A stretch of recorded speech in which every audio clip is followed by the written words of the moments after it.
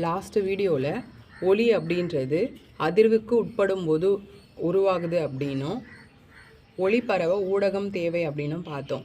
அது மட்டும் இல்லாமல் ஒளியின் வேகத்திற்கான ஃபார்முலாவை பார்த்துருந்தோம். என்ன அப்படின்னா v = n லாம்டா.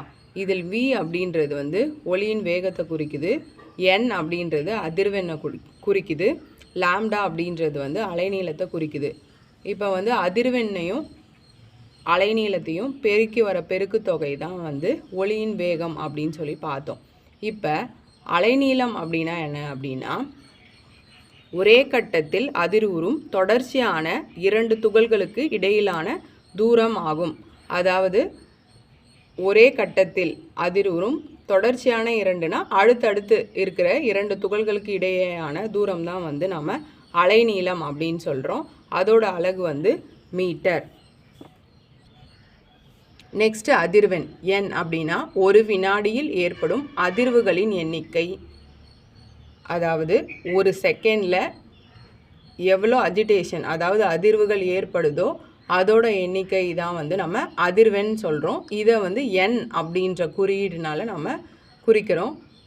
இந்த அதிர்வெண்ணின் அலகு அதாவது ஒளியோட அதிர்வெண்ணின் அலகு ஹெர்ட்ஸ் அப்படின்ற அலகால் குறிக்கப்படுகிறது. இது ஆங்கிலத்தில் HZ என்னும் எழுத்துக்களால் குறியிடப்படுகிறது.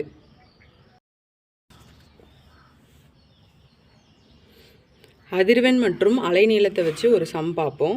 இதில் ஒளியின் அதிர்வெண் 50 ஹெர்ட்ஸ் அப்படின்னும் ஒளியின் அலைநீளம் அதாவது லாம்டா 10 மீட்டர் அப்படின்னும் கொடுத்துருக்காங்க. இப்போ நம்ம ஒளியின் வேகத்தை கண்டறிய போகிறோம். நமக்கு ஏற்கனவே தெரியும் ஒளியின் வேகத்தோட ஃபார்முலா அதிர்வெண்ணும் அலைநீளத்தோட பெருக்கு தொகைன்னு. ஸோ நம்ம 50 × 10 அப்படின்னு போட்டுக்கிறோம். நெக்ஸ்ட் நமக்கு வர வேல்யூ 500. அப்போ ஒளியின் வேகம் 500 மீட்டர்/செகண்ட். இங்கே பார்த்தீங்கன்னா அதிர்வெண்ணோட அலகு ஏற்கனவே நமக்கு ஹெர்ட்ஸ் அப்படின்னு தெரியும், அலைநீளத்தோட அலகு மீட்டர் அப்படின்னு சொல்லியிருக்கோம். ஸோ இதில் நம்ம வேகம் ஒரு ஒரு செகண்டில் எவ்வளோ மீட்டருக்கு அது போகுது அப்படின்றத சொல்கிறதுனால மீட்டர்/செகண்ட் அப்படின்ற அலகால் குறிச்சிருக்கோம். இதன் மூலயமா ஒளியின் வேகத்தின் அலகு என்னன்னு பார்த்தீங்கன்னா மீட்டர்/செகண்ட்.